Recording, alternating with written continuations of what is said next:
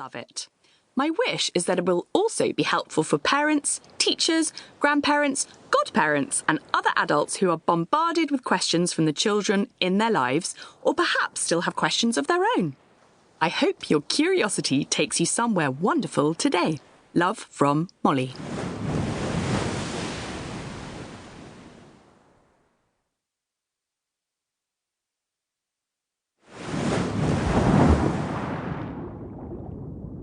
January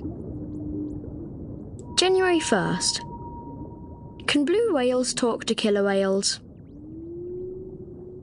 Did you know that killer whales aren't actually whales? They're dolphins. They're the largest member of the dolphin family. They got their confusing name hundreds of years ago when sailors saw them attacking whales and called them whale killers, which was flipped around over time to killer whales. Now they're often called orcas, which is much less confusing. Like other dolphins, orcas talk to one another using whistles, clicks, and calls. Blue whales sing very loud, deep songs that can travel for thousands of miles underwater. Orcas and blue whales sound quite different, so it's hard to imagine them talking to one another. It would be a little bit like if you tried to talk to a sheep. Orcas and blue whales live in all the world's oceans, and each group has its own kind of language. On its travels, a blue whale might bump into orcas near Iceland, speaking one language, and another group of orcas in the Antarctic, speaking a completely different one.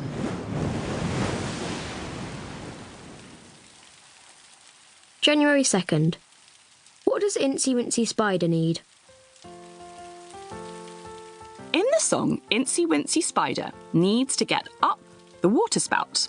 Then, when the rain comes, the spider gets washed out. They have to wait until it's dry and sunny again to climb back up. Incy is a house spider. What house spiders need is to get inside where it's warm and cosy when the weather starts to turn cold and rainy. You might find house spiders in the bath, but they don't tend to come up the plug hole. They just fall in the bath, and then it's too slippery for them to be able to climb out. Sometimes a female spider lays eggs inside a house, which can hatch into about 60 little baby spiders called spiderlings. Usually, though, she'll lay her eggs outside around bricks or stones. January 3rd. If spiders make a noise, what noise do they make? Well, this is an excellent question. You probably can't hear spiders making any kind of noise, but some spiders do make noises.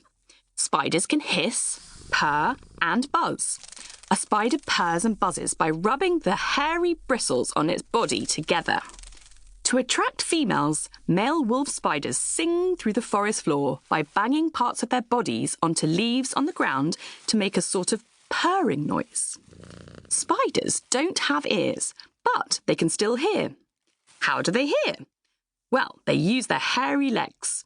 Those legs help them to detect sounds by sensing vibrations.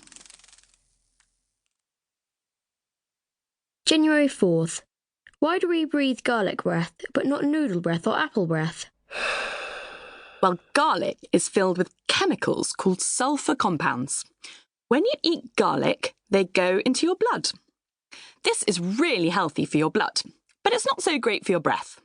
The sulfur from the garlic whooshes around your body in your blood, and when it reaches your lungs, you breathe out some of the smell. You can't get rid of it by brushing your teeth, because the garlic chemicals are in your blood, not in your mouth. You don't get noodle or apple breath because noodles and apples don't contain the smelly sulfur compounds that garlic does. January 5th. What was the first dinosaur ever? I had some help on this one from Dr. David Button from the Natural History Museum in London.